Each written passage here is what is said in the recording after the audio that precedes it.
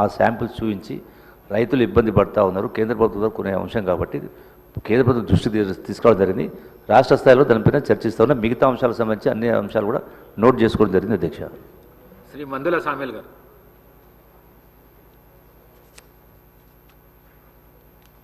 ధన్యవాదాలు అధ్యక్ష.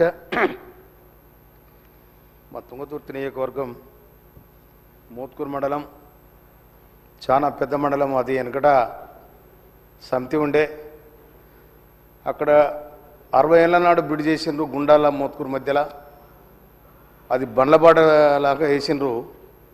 అది ఇప్పుడు జనాభా ఎక్కువైంది, వాహనాలు ఎక్కువైనాయి కాబట్టి దయచేసి దాన్ని కొత్త బిడి శాంక్షన్ చేయాలని మీ ద్వారా మంత్రి గారిని విజ్ఞప్తి చేస్తా ఉన్నాను. అదేవిధంగా మోత్కూరులో కూడా బస్ డిపో కావాలని గౌరవ ట్రాన్స్పోర్ట్ మినిస్టర్ గారికి అప్పీల్ చేసిన దాన్ని కూడా చేయాలని మనం చేస్తున్నాం. అధ్యక్ష ఇప్పుడు మోత్కూరులో 5 మండలాలు చుట్టుంటాయి. అక్కడ 6 పడకల హాస్పిటల్ ఉంది, దాన్ని 30 పడకల హాస్పిటల్ చేయాలని కూడా నేను మనవి చేస్తున్నా అధ్యక్ష. అదేవిధంగా జూనియర్ కాలేజ్ నూతనరకాల మధ్యలో ఒక జూనియర్ కాలేజ్ శాంక్షన్ చేయాలని గౌరవ మంత్రి గారికి నేను విజ్ఞప్తి చేస్తాను అధ్యక్ష. తర్వాత ధర్మారం వర్ధమాన్ కోట అటు సైడ్ 50 గ్రామాలు, ఇటు సైడ్ 50 గ్రామాలు, 100 గ్రామాలు గడవడానికి ధర్మారం వర్ధమాన్ కోట మధ్యలో బిక్కేరు మీద ఒక బ్రిడ్జ్ శాంక్షన్ చేయాలని గౌరవ మంత్రి గారిని నేను విజ్ఞప్తి చేస్తూ ఉన్నాను. అదేవిధంగా ధర్మారం తర్వాత గుమ్మడవెల్లి చెరువును డెవలప్ చేయాలని మనం చేస్తా ఉన్నాం అధ్యక్ష. అదేవిధంగా అరవపల్లి మండల కేంద్రంలో దేవాదాయ భూములు 700 ఎకరాలు ఉన్నాయి. అక్కడ గౌరవ ఆనాటి ముఖ్యమంత్రి రాజశేఖర రెడ్డి గారు ఉన్నప్పుడు ఇందిరం ఇల్లు కట్టుకోవడానికి అవకాశం ఇచ్చిండ్రు. ఇప్పుడు దేవాదాయ భూములలో ఇల్లు కట్టడానికి పర్మిషన్ లేదని చెప్పి మా సూర్యాపేట కలెక్టర్ గారు అంటా ఉన్నారు.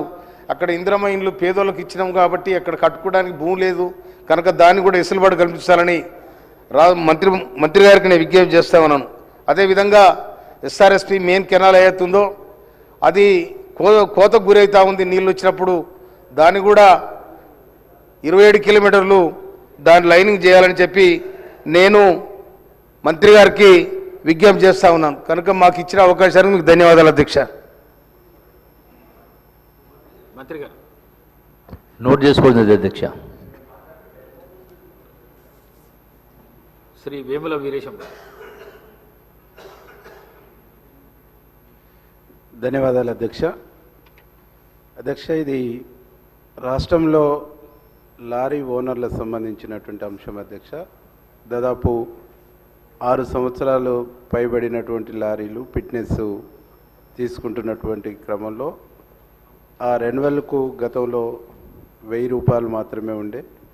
ఇప్పుడు సెంట్రల్ గవర్నమెంట్ దాన్ని ప్రతి సంవత్సరం రెన్యువల్కు 30,000 రూపాయల వరకు ఆ లారీ ఓనర్స్కు ఖర్చు అవుతూ ఉంది అధ్యక్ష. కాబట్టి దాని విషయంలో రాష్ట్ర